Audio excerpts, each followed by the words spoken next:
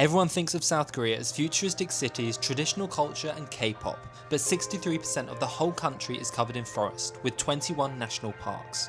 From central Seoul, we got on a 2-hour bus to the city of Sokcho on the east coast of Korea, where we will be visiting Seoraksan National Park. Compared to the big bustling city of Seoul, this place is so peaceful. There is just a few people walking around at this beautiful pastel sunset. These mountains, which we're going to be climbing tomorrow, look huge, don't they? I don't know if I'm going to make it up there. It looks massive. There's a little temple in the distance. Let's go over there and check it out. I feel like most tourists don't come outside of the big cities in South Korea, and it just feels so peaceful being around this area. So the actual date we are here is actually like early October. I think it's the 11th of October. So we're hoping tomorrow we might actually see some of the autumn colors when we're up the mountain, because apparently it's the first place in all of South Korea that you get the autumn colors, or the full colors if you're from America. The sky is looking super clear tonight, and the weather app says that it's supposed to stay this way. So fingers crossed, we're going to have a beautiful crystal clear sunrise. There are so many of these restaurants selling seafood and like massive crabs in these very small tanks. Honestly, it feels a little bit disturbing, but I guess that's what they do here in the Far East. A lot of live animals. Look at this little guy. He doesn't look too happy, does he? I'm not sure we fancy seafood tonight, but we need some big meal right now to make sure we have the energy for the morning. We need fuel. I think we've got to get up at like 3:30 or 4 a.m, so probably not loads of sleep tonight. We've just come into the Sokcho market, and I think there's going to be lots of food for us to maybe try around here. Top blade steak.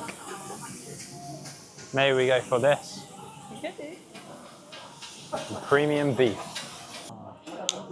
Here Amelia comes with the food. Oh my word, how good does that beef look? That looks amazing. It does look premium. Right, you go first. Shall I give it a go? Give it a go. It's so soft. It's so good. Is it? Really good beef. Oh wow, there's really nice like sauce on it as well, and still super affordable. It was like $18 for both of ours, and I got the largest one, and we both got rice as well. I am absolutely stuffed now, but that food was unreal. We'll try and put the name of the little restaurant stall down there, because I highly recommend it. We are back in our room now, and we're getting all ready for bed. Amelia's already here. It's so cold. It's cold, and we're only at sea level, so by the time we get up the mountain, it's probably going to be maybe 5 degrees in the morning. We're only going to have like, I don't know, 4 hours sleep, so we're going to head to bed, and we'll see you very, very early. Good night.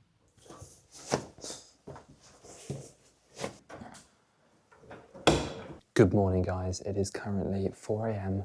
and we're going to try and have to call this taxi in Korean. Obviously, we're not going to understand anything. Hello? Taxi? Dong Yongdong, the house? Is that booked? Yeah, I think you did very well there. I did it. Here we go. I think the taxi is here. All right, guys, this is a little bit surprising. There is a couple of coach loads of people, and the car park is pretty much full. There's so many people. I did not expect this. It is a Saturday, so maybe that's why it's busy already. Ola Swani Rock. Which way is that? So there was a crowd behind us, but it looks like they're doing the 3rd tallest peak in Korea, because they're going the other way. And that is actually in this national park. I don't think we'll be climbing that today. It's quite funny when you do sunrise hikes, because you walk up, but you have no idea what your surroundings are. Like, we can just hear a river to our right. And there's probably lots of beautiful views, but we just can't see anything. It's a bit eerie. I can barely see anything because there's a light in my eye. The good path has ended now, and I'm pretty sure it's going to be more rough terrain. It starts off gradual and it just gets steeper and steeper and steeper until we get to the top. This hike we'll be climbing, I think it is about 600 meters in total. We've already done some. We've already done 160, but most of it will be on these stairs. We've got ourselves a signpost. This vertical rock is one of the most representative things to see on Seoraksan mountain. 873 meters from that sign. It sounds like it's going to be windy up there. We've got to prepare for the cold. Right now I'm actually really warm. All I've got on is like a little light t-shirt and like a long, like kind of thermal thing. Definitely getting a lot steeper now, and our head torch keeps like cutting out the light, so we kind of get pitch darkness for a second, which is a little bit spooky, but it is getting a bit brighter in the sky. Oh, still about 40 minutes till sunrise, and I think we've only got about 200 meters of elevation left. Thanks. Wow. We've got our first proper view, and it looks absolutely beautiful. Incredible.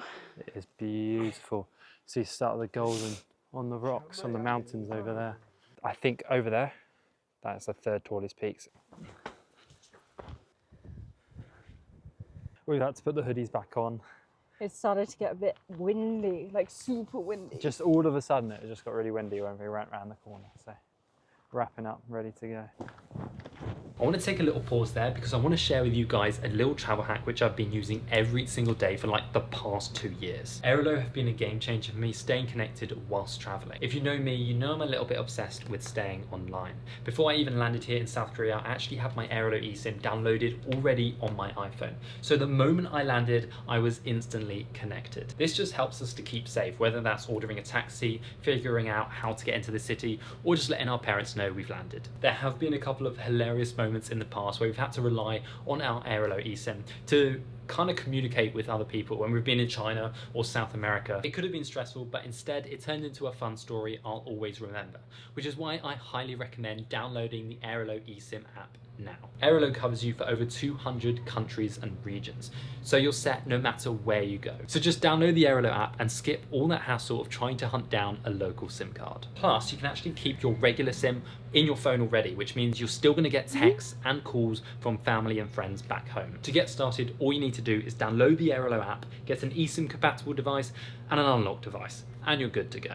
And here's a little perk for your future travels. If you use the code JOEL3, you'll actually get $3 off your very first eSIM with Airalo. Hit the top link to get yourself started with the Airalo app today. I think we're at the top. I think we've got there. But there are so many people here. Wow. Whoa. High five. We did it. We did it. Oh my god. Is that out to the sea? Yeah. I think that's where the sun will rise. How long have we got? We have about 10 minutes till the sun rises. It looks a little misty. Yeah.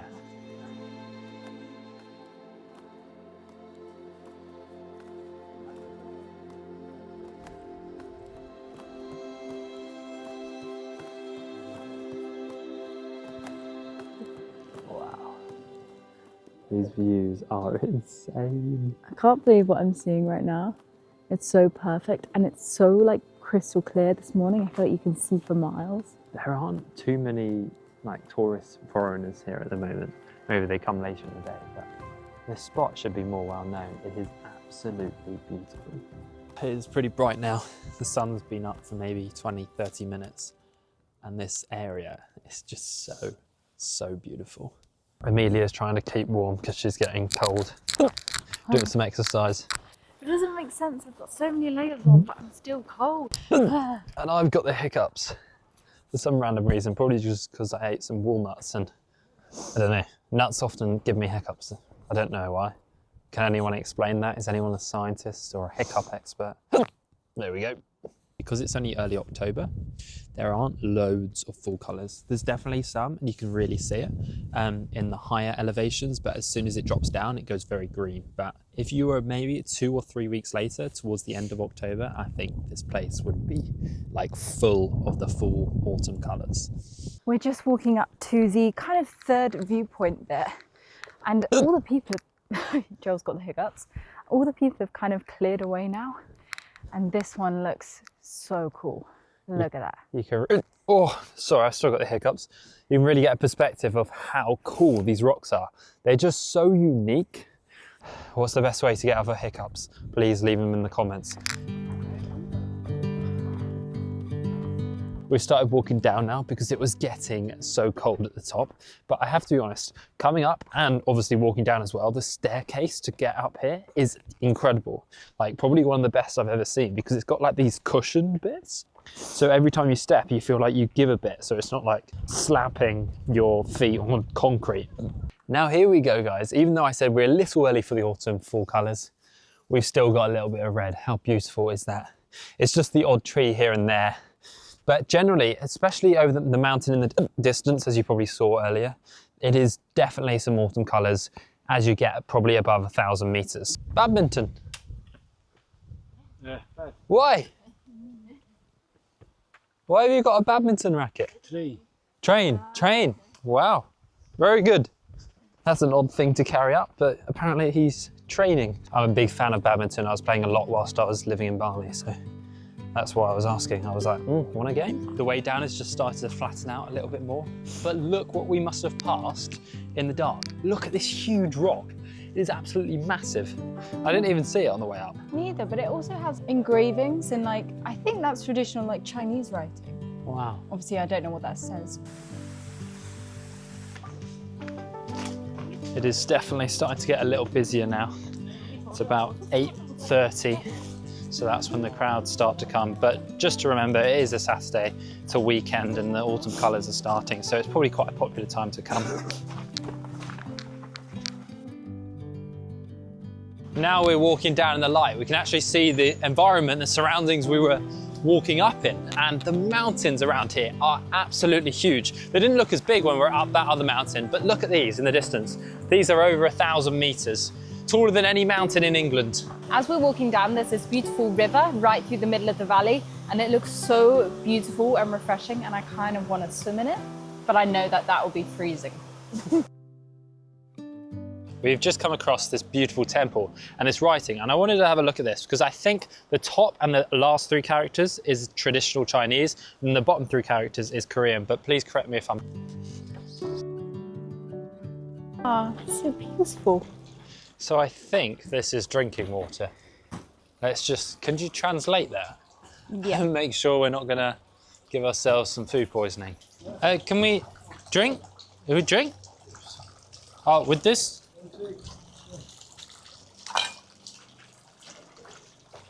Oh. Ah, drink. Oh, okay.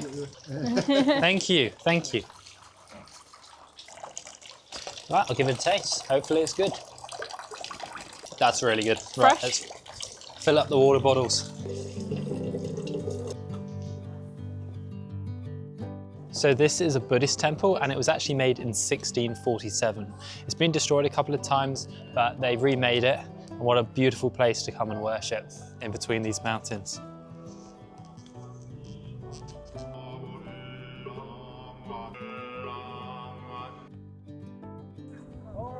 Oh wow, look at this. We might be able to have a good coffee after our hike. Two cappuccino, yeah. This looks amazing. They do look good. Oh, I'm so ready for this. So we actually had no idea how busy this national park is. Like, there is so many people here right now. And what's the time?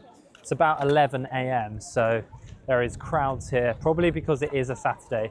We did read online that on the weekdays it's a lot less busy. Look at everyone. Everyone going on their good old weekend walks. I don't blame them. Because it's only about a 2-hour journey from Seoul, it's probably a lot of people from the city love to escape, especially when it's a bit cooler in the autumn like it is right now. We did just try to book the cable car over there that goes up the mountain, but unfortunately it's fully booked for the whole day because it is just so busy. So if you are going to come on the weekend, book it in advance.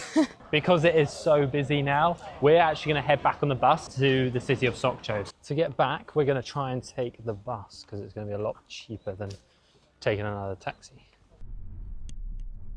And we are back at where we're staying. This is the house hostel and it's honestly a really nice place to stay around here. It's a few hours later now and we are on our first beach in all of South Korea. And it feels a little bit different, doesn't it? It does. It feels weird mostly because I'm wearing trainers on the beach. Usually we're like barefoot in our swim stuff, so.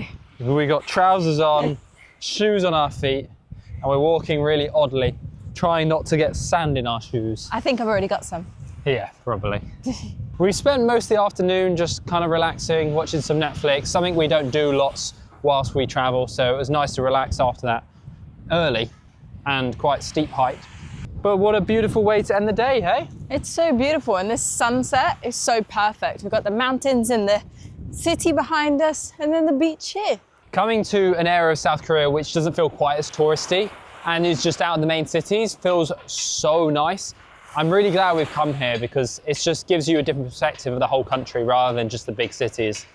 As you probably assume, the next place we're going is Busan in the south of Korea, I think it's the second biggest city. So we'll be heading there in our next video. I think we're just going to spend the evening relaxing here, watching the sunset, and then hopefully having some good food after. But anyway, thank you so much for watching, and make sure you subscribe to get more videos, and see you in the next one in Busan. See you in the next one.